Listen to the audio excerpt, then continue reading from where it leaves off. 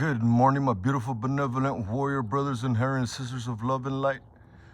Today is January the 1st. The year is 2025.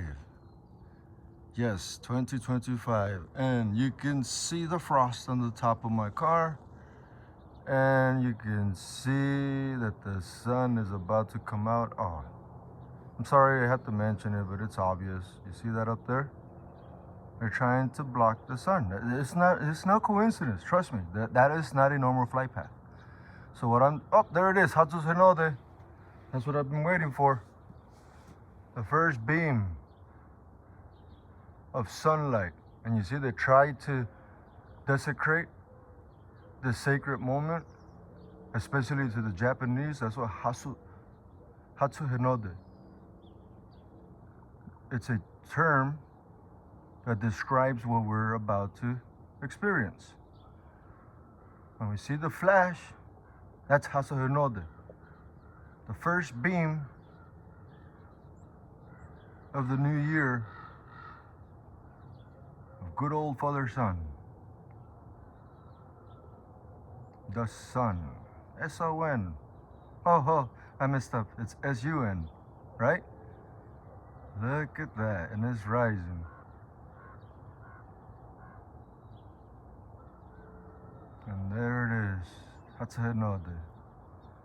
It touched my eyes. There it is, the beam. Wow, I wish you guys could see what I can see with my naked eye. Because it's definitely not showing it in the camera. You can't see the beams like I can see. And then when you squint the eyes, oh man, those beams, it looks like a cross. Try it. Try it one day. Especially in these times when the sun's not gonna burn your eyes if you look directly at it. And then just squint your eyes a bit to where like you can,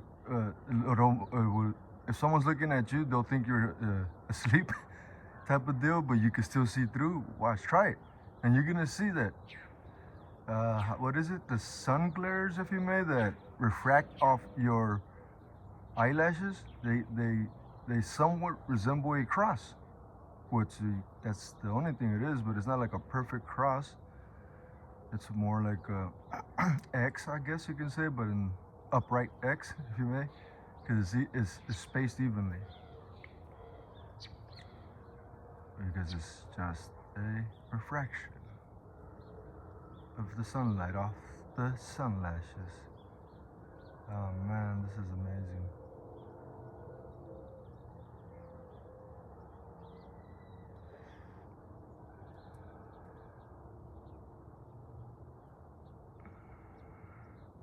And when you do this, guys, I mean, it has to be, Hatsu Hinode has to be today, January 1st, the first beam of the new year.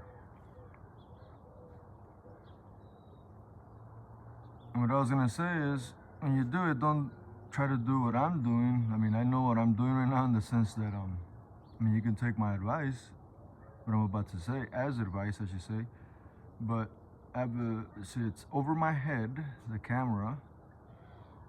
So it's a decent position for me. Most of you won't be able to hold your hands up this high for one.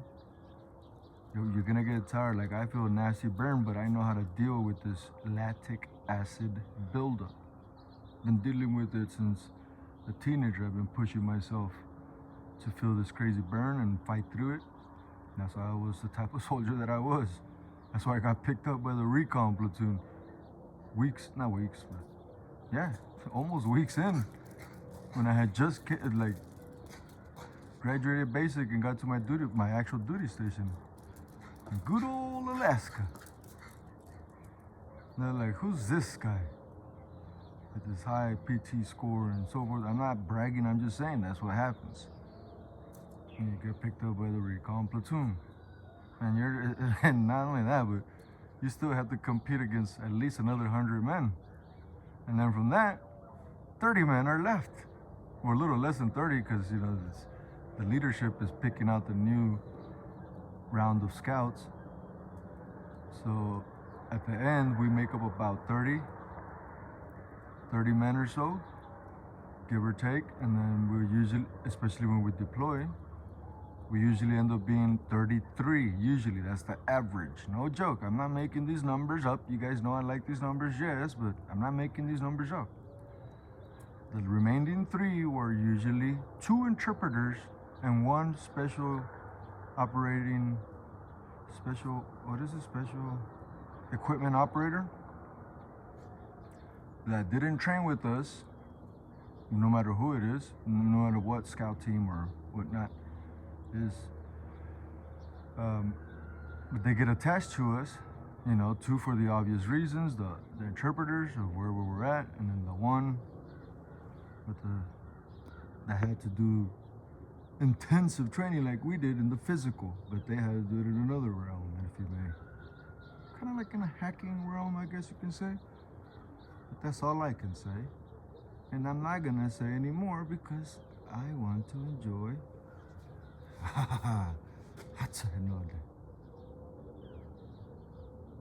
So like I was saying, so I mean, trust me, most people won't be able to hold their hands up an iPad this past a minute. We've been going like maybe 9 minutes almost, maybe, I don't know.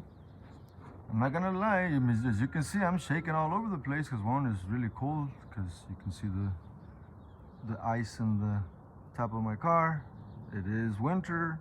I am in the high desert. I'm over 3,200 feet or 27. I can't remember, but I'm pretty sure it's 3,200.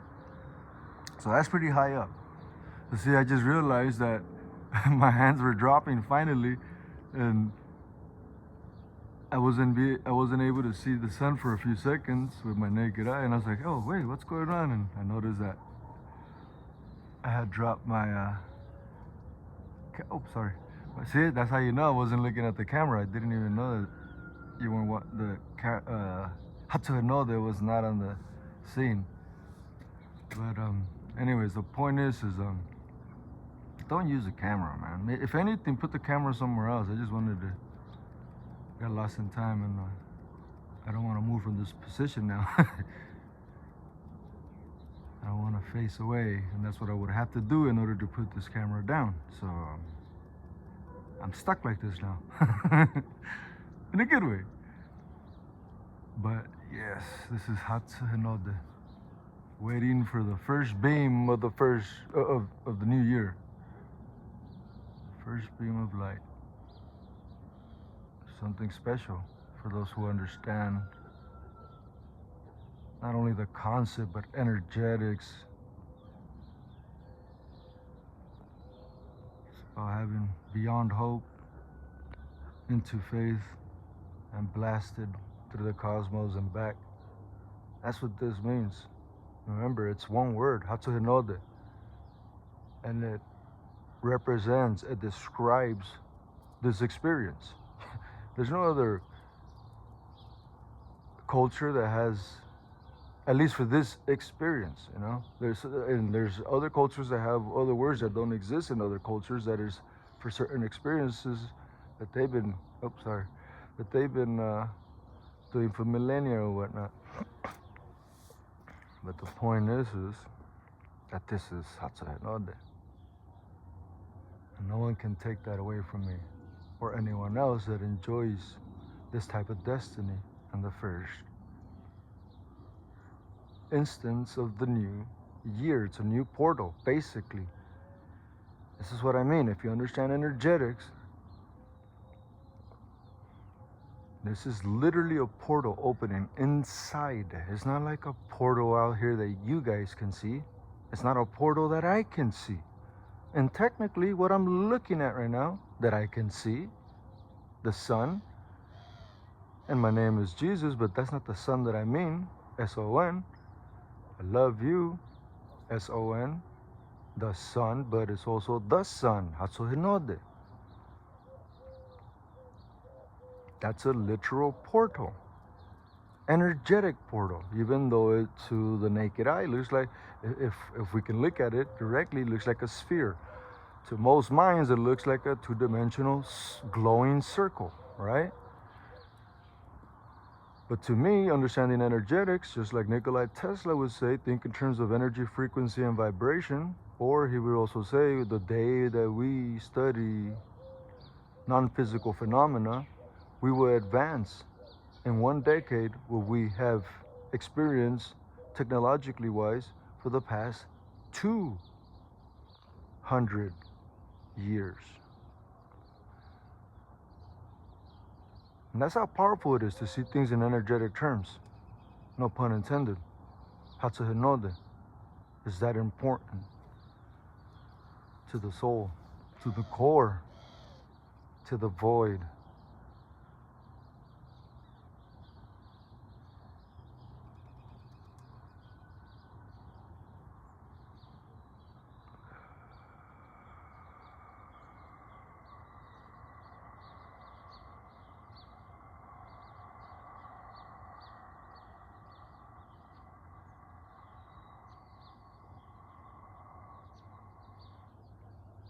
Take a deep breath in.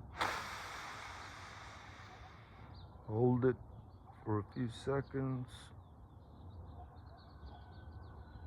And then release the last bit of your worries of 2024 as you're breathing out slowly out your mouth. Hold it for a few seconds. Don't panic and breathe in. Now try to relax.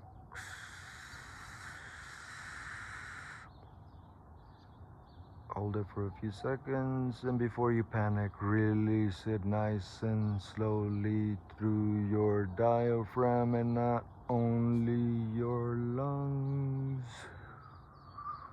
Hold it. Breathe in. It may be tough to do this, but that's the key to longevity. The fight will be worth it. That struggle you feel in your gut, think about it, that's the core. You're training it. Breathe in. If you hadn't yet, so hold it. Feel it in your core. Throw the worries in there. Let that furnace burn. The sun, the solar plexus is right there. It's spinning, it's gyrating, it's glowing. Metaphorically speaking, it is the toroidal core of our technical SOLar system, right? The sun is S-U-N, but the S-O-N, the sun, is also within us. It's the third chakra, the yellow one that resembles exactly the sun.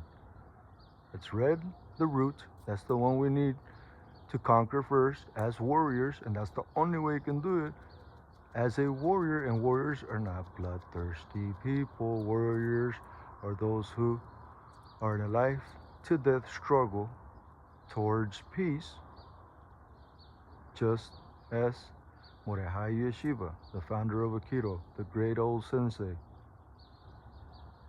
put it. And just as Aikido used to be called way of softness at first, because that's what it was. Way of softness. That's what Hatsuhinode is. You're softly introducing something so powerful, so energetically into your iris, which then gets converted into a beyond vitamin D. And it empowers the integrity if you could start to understand Hatsuhinode, the first being of the new year. And I'm looking directly at the sun. Hopefully you are as well. And my eyes do not burn. They feel this glorious liberation, if you may, because of the detoxification that's occurring naturally. This is what the Essenes would do every morning and every night, meaning at sun up and sun down, dawn and dusk.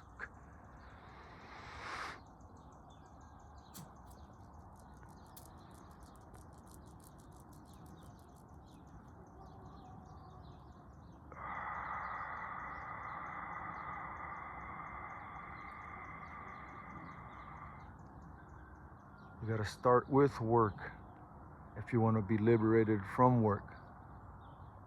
So right now this is work, because you gotta fight that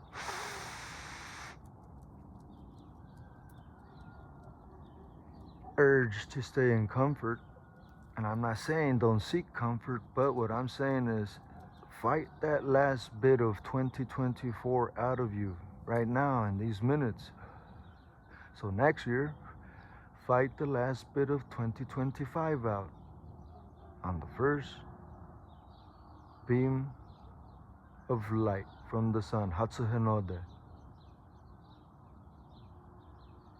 Still fight. For what? For peace. The intention will be registered by the universe. The all is mind, the universe is mental. The Kabbalion, by the three initiates. And thus, the solar system is inside of us, quite literally. Sol, in Espanol, el sol is the sun. S-O-L is how we spell it in Spanish, whether we're from Spain or not. I'm not from Spain. I have nothing against them. But since my Mexican heritage, I'm Yaqui Indian, which is, they tried to break our spirit because they couldn't break our spirit. We were the only ones that were never conquered. No joke. You don't have to believe me. But you know what they had to do to try to break us? And they didn't. They literally made the U.S. border right in dead center of our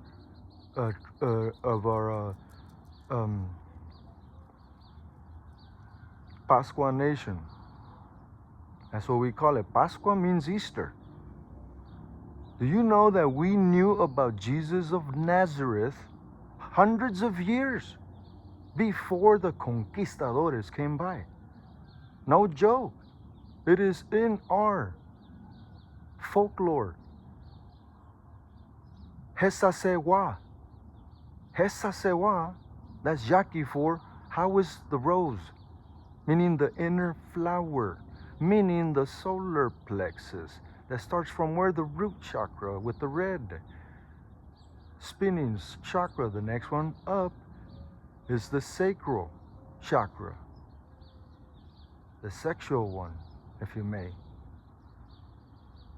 All that trauma you have to transmute in order to finally get to what? The third one, the solar plexus chakra, the sun, S-O-N, oh sorry, S-U-N. No, I'm not sorry. There's nothing is coincidence. So the solar plexus, S-O-L, sol, is the sun, S-U-N. But there's also the El Hijo, S-O-N, the Son, Jesus of Nazareth. And Hesa sewa, how is the rose, is because this is what our legends say. You don't have to believe me. But listen, the roses that we're referring to, that is the inner rose, we came up with that concept. This is why we're called the Pasqua Nation for hundreds of years. Easter, Pasqua means Easter in Spanish. Nothing is coincidence. But the point is our legend tells us that the blood of the infamous Jesus of Nazareth, when it trailed down his body, down the cross, and touched the soil, that is where these roses came up. I don't know the exact full story, meaning how the this metaphor came about, but it's a beautiful one, and it's there. Hesa sewa, how is the rose? And guess what? This is what mostly the men would say to each other when we first greet each other, whether we know each other or not. We would say Hesa sewa as a form of respect. How is the rose? Asking, does your spirit need to be quenched of anything? I am here to help, if necessary. If not, I respect the spirit in you. This is why we bow as well. Not just the Yaqui, but many cultures. Not just the Shaolin monks, monks from different monasteries throughout the world. What do? The Hindu. We bow. Why? Because I'm showing you the top of the head that I honor your crown. Not by relinquishing mine, but by showing you I mean no harm. And I'm showing you my crown, giving you a little bit of my beam in case you need it. Hesa sewa. How is the rose?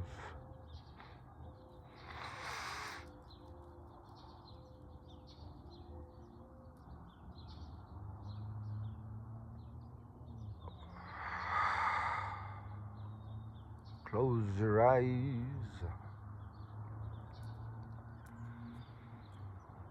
Let this moment let you realize with your real eyes what you're missing out on by neglecting your core.